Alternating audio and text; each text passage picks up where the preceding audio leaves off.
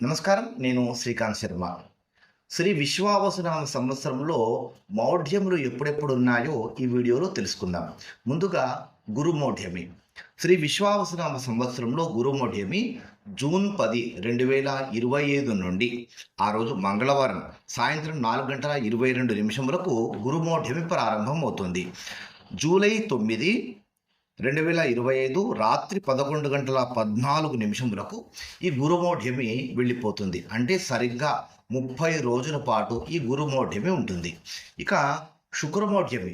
శ్రీ విశ్వావసునామ సంవత్సరంలో శుక్రమౌఢ్యమి నవంబర్ 26, 2025 బుధవారము పగలు 11:52 ప్రారంభమవుతుంది.